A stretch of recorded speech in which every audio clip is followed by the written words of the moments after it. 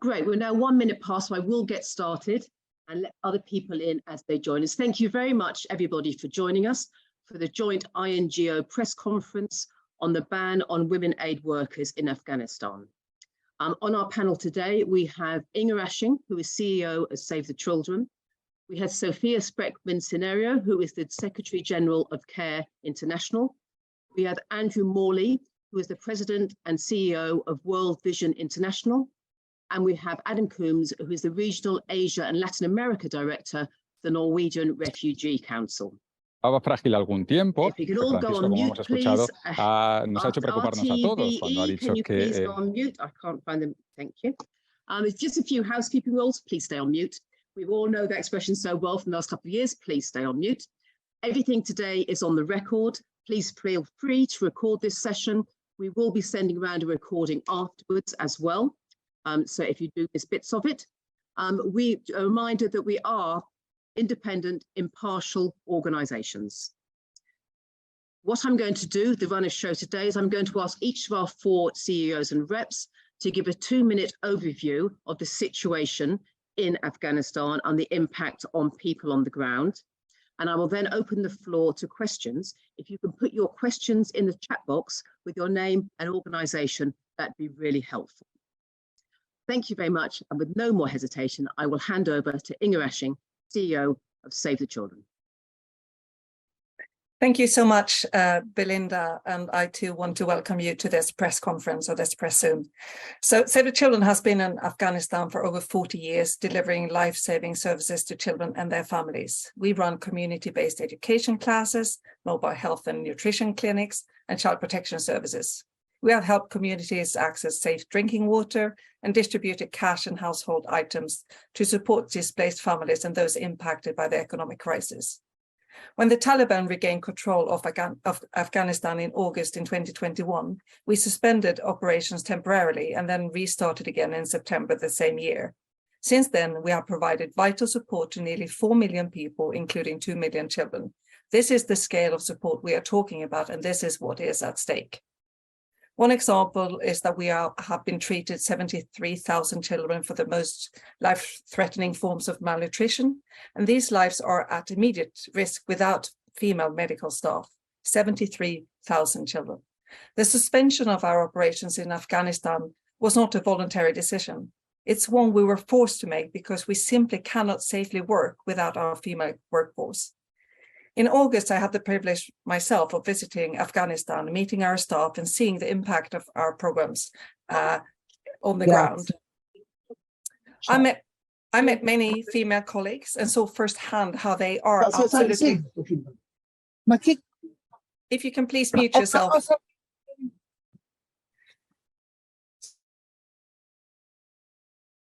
Inga, if you can unmute yourself, I've muted everybody, if you can unmute yourself. Thank you, Belinda. So as I was saying, I met many female colleagues and saw firsthand how they are absolutely essential for our operations. They're also a critical part of our overall response, ensuring our work is safe, principled, and of high quality. Not only does this decision by the Taliban equate to a denial of humanitarian assistance to women and children, it also sets a horrific precedent for the entire humanitarian sector globally and deteriorates the quality of our assistance. The tragic thing is that while the de facto authorities issued these decisions, Afghan women, men, and children are facing one of the biggest humanitarian crises in the world, including record levels of hunger. Afghanistan is facing its worst food crisis since records began. A staggering 6 million people are on the brink of famine. This decision is completely unacceptable. Female staff members are at the core of Save the Children's work in Afghanistan. We need female workers to access children and women. Most women in Afghanistan are only allowed to see female health professionals and caseworkers, and girls can only be taught by female teachers. Let me conclude by saying we simply cannot reach the most vulnerable women and children without our female colleagues. Thank you. Thank you, Inga. If I can now hand over to Sophia. Thank you very, very much. And thank you for joining this press conference. So let me emphasize a bit more the situation in Afghanistan. It is truly in the grip of one of the largest and most severe humanitarian emergencies in the world. Over half of the population, or 28 million people, require assistance to survive. But women and girls face even greater barriers. A recent study by CARE, showed how women and girls are already the ones eating the last and the least when food was lacking inside of the household, how they were suffering from coping mechanisms such as marrying off young girls, and how they already have less access to humanitarian aid. As one Afghan woman told us, before August 2021, we would cook 3 or 4 food items per meal, rice, chicken, red meat. Now we only cook 1 item. The food is just too expensive now. Some nights we eat nothing and go to sleep hungry. That is what one Afghan woman said. And 81% of Afghan women we spoke to as part of this analysis told us that they had skipped at least 1 meal in the 2 weeks prior to our survey. Now, in the midst of this very harsh winter, one can only imagine the impact this latest devastating decision will have on a population already facing extreme hardship. So, in Afghanistan, it is very, very important to clarify that this decree will have just a devastating impact on all Afghans, not only on women and girls, but especially on women and girls. Because male aid workers cannot register women as recipients. They cannot meet women in their homes or collect and monitor their feedback. In other words, without women aid workers, NGOs will be losing access to half of the population at a time when an estimated 6 million people, as INGO said, are 1 step away from famine. For these reasons and many others, local women humanitarians are some of the most effective in the world. They are simply non-negotiable part of aid delivery, which cannot be discriminated. With our NGO colleagues in Afghanistan and around the world, CARE strongly condemns the de facto authorities' latest decisions to ban female humanitarians working for NGOs. This is an unacceptable breach of humanitarian principles, especially of impartiality, independence, and most importantly, humanity. We urge the Afghanistan de facto authorities to revisit this position for the benefit of all Afghans in need of humanitarian assistance. We ask the international donor and UN community to stand in solidarity with the women and girls and all people of Afghanistan in dire need right now. We do remain optimistic with the ongoing dialogues with the de facto authorities, and these must continue at all levels so that NGOs can urgently resume our life-saving work, which CARE initiated in Afghanistan in 1961 in line with humanitarian principles. Life-saving work which CARE in 2022 reached more than 700,000 Afghans in need, including more than 500,000 women and girls. Life-saving work which we deliver in cooperation and partnership with all actors in Afghanistan. Thank you. Thank you, Sophia, and handing over to Andrew. Thank you so much, and thank you so much for joining us. We have 100 participants, which just shows the interest in this topic. World Vision has been working in Afghanistan for 21 years. Nearly all of our staff are Afghan nationals. We've reached 6 million people, 3 million of these are children. Afghanistan is one of World Vision's largest local offices out of the 100 offices we work in. And we at World Vision firmly believe this latest decision from the de facto authorities is not in the interest of the people of Afghanistan. We need female aid workers for us to deliver principled humanitarian assistance. Our female staff are nurses, they're doctors, they're teachers, they're nutrition experts, they're team leaders, they're community health workers, and they are vaccinators, amongst other things. In the case of World Vision, our national director in Afghanistan is female. And female staff have access to populations and contexts that their male colleagues just cannot reach. They're critical to safeguarding the communities we serve. They save lives. Their professional expertise is indispensable. The participation of females in aid delivery must continue. And every single person should have the same opportunity to work for humanitarian aid and development organisations. And every person in need of humanitarian assistance should receive the support they need. We passionately believe in the equality of women and we support their rights. Humanitarian needs are increasing day by day in Afghanistan, and children's lives depend on our responses continuing to grow. So it's vital that we harness the talent and expertise of women to achieve this. We've been standing alongside the children of Afghanistan for more than 2 decades through so many challenges. We must and we will find an early resolution, working with our partners to save lives and bring life in all its fullness for girls and women who deserve nothing less. Thank you. Thank you, Andrew. And handing over to Adam. And thank you. And I can only mirror my colleagues' concerns of this drastic decision. NRC, since August in 2021, we've assisted over 870,000 people across 18 different provinces in Afghanistan. And the support is ranging from emergency response to floods, earthquakes, and drought, education, shelter, legal assistance, protection, livelihoods, and food security. Afghanistan is currently going through one of the most severe economic crises in the world. This year, we delivered assistance to over 30,000 individuals, preparing for winter. All of these issues, all of these services and activities are now on hold and are at risk because of this decree. 2/3, it is simply put, we cannot function without our female staff. As my colleague before said, this is not a choice. This is not a political decision. It's actually a reality. We cannot do our job if we do not have our female staff in place to work. A reminder, 2/3 of the population are in the need of humanitarian assistance. Over 20 million people are facing potentially life-threatening levels of food insecurity. These are issues, these are populations that are now at extreme risk of not being served.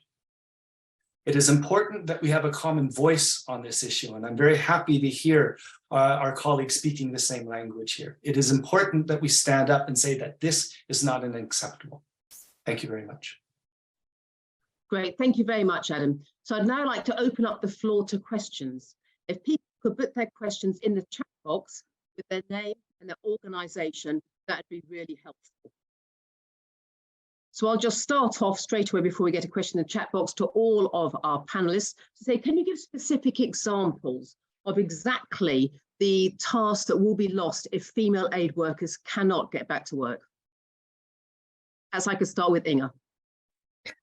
Yes, so as you've heard us all say, I mean, our female staff members are at the heart of our operations in Afghanistan, and they are our doctors, nurses, midwives, counselor, caseworkers and teachers, etc. But they are also working as in our finance department, our security departments and human resources, etc.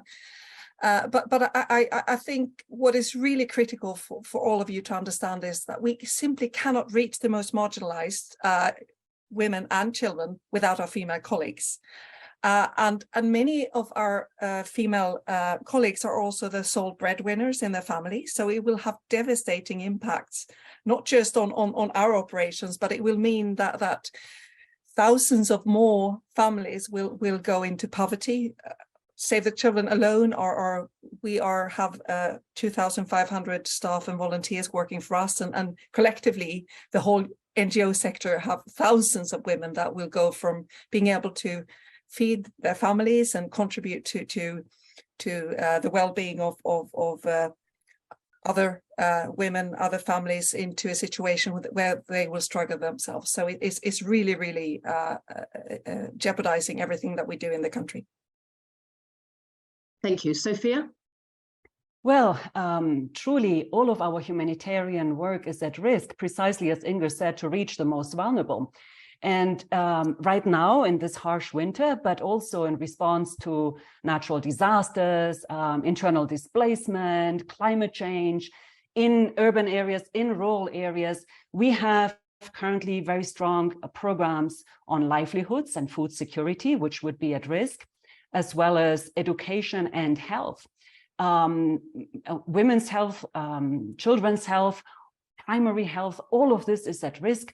If, as mentioned earlier, the women that work for CARE and all other NGOs are truly some of the most indispensable, because in Afghanistan, they're absolutely critical to reach those most in need. So all of this work would be at risk, and many more, literally millions of people will be suffering the consequences and are at the verge of famine. I'm just going to jump in with the question now we have from one of the journalists. This is from Cyril Rosman, Algemeen Dagblad from the Netherlands. Could the panel say anything about talks with the Taliban de facto authorities on this subject? Is it already clear for which staff the new rule is in order? Perhaps I can start with you, Andrew, go to Adam, as we've already had Inga and Sophie in the last question. Yes, most of the conversations have been handled through ACBAR, and which is the local coordinating authority for all NGOs, and the UNHCT, the humanitarian coordinating team. So they're the ones having the conversations. There's still some ambiguity as to who is included and who's not included. We've heard that some health workers might be specifically excluded from this prohibition, but we still need to find out more. And we need, one of the reasons that many of us have paused our operations is to understand the full implications of this decree. Great, thank you. I have another question which I'll put to Adam. Adam, the question is from Felix Husmann, Redaktionsnetzwerk Deutschland in Germany. The question is, what can and should EU governments do right now to positively influence the situation? Adam, if I come to you on that one. Yeah, thank you very much for the question. I think it's clear. I think we need to be unanimous in our response to this action. I think the donors, the diplomatic levels, and also the NGOs need to be very clear that we cannot do our humanitarian work with this ban in place. And that message needs to be repeated at all levels. Thank you. Thank you. The next question, I'm doing it in order. Inge, if I come back to you, Inge, from Bianca Schwartz, ARD. Are there any ideas about what you're going to do if the Taliban should not take back the ban? Will you completely stop your life-saving work in Afghanistan for a long time? I can give that to you, Inge. Yeah, thank you for that question. I think that is, I mean, you've heard us all say that would be a devastating situation, because as we've all said, this is not a choice. We are in a situation where we can actually not deliver our life-saving support without female colleagues. So if we are put in a situation where we cannot have women as part of our workforce, it will be impossible for us to do most of the work that we are doing in country. So I sincerely hope that we will not come to that position. I really hope that we will be able, through the conversations that we're having with the de facto authorities, as Andrew was describing, with us standing in solidarity and standing united, that we will be able to impact and influence the Taliban. But there is a real risk that we will not be able to give the Afghani people the humanitarian assistance that they need. Thank you. And the next question, perhaps I come to Sophia. What do the de facto authorities say about the role of national NGOs? Similar restrictions. We all got the news on December 24th via a letter, and that prohibited the decree that indicated that we are no longer allowed to work with our female colleagues, humanitarian colleagues. That is true for both international and national NGOs. So again, we are working very, very actively with the UN, with all of us together, the INGO community, the national NGOs as well, to reverse this decree, which we are hopeful and are insisting on these conversations, since it's absolutely indispensable that the women that work for NGOs and INGOs, international NGOs, continue their life-saving work. Thank you. And as mentioned, please put your questions in the chat box with your name and your media outlet. That'd be really helpful. A question for Andrew. What has been the reaction of female staff in Afghanistan to this ban? Well, across the whole sector, across all our organisations, the news that came through on December the 24th hit our female staff quite hard. They are passionate about the work that they do. They're incredibly talented, they're incredibly resilient and incredibly resourceful in Afghanistan. They've learned that over the years, and they make a massive difference. They can see that they are, just as we've just heard from Sophia, they are doing work which is literally life-saving. And when you have a passion, when you feel a real calling on your life to do something to change the situation in your country, when you're told you can't do that, their first emotion seems to be frustration. They're also quite concerned about their futures, and which is why we would love to see this resolved very quickly. Thank you. And a question for Adam. Adam, it's now, of course, winter in Afghanistan. What are the conditions like for people currently who are perhaps displaced or lacking services as well now in Afghanistan? The conditions are very, very harsh. As we all know, winters in Afghanistan are difficult. It's made even more difficult because of the economic situation leading up to the winter, where many people do not have very much to go on, both in terms of economy, food stores, and so forth. So they are already in an incredibly difficult humanitarian situation that now we are not able to provide the optimal services for. Thank you. A question for coming back to Inga. Inga, we know it's one of the worst hunger crises on record in Afghanistan, with about 19 million people now in acute food insecurity and about 6 million on the brink of famine. What are your concerns if we cannot deliver services to people when the situation is at this stage? I mean, if we are not able to start programming again, children will die. Hundreds of thousands of people will die. I think that is how serious the situation is. And when I was in Afghanistan in August, I met a number of women who came to our mobile health and nutrition clinics to get help, because they had already, many of them have already lost a number of children due to famine. And if we are not able to restart our operations and really be there for the Afghani people as winter is kicking in, we will lose them. They will die. Sophia, would you like to add to that at all on the severity of the situation at the moment?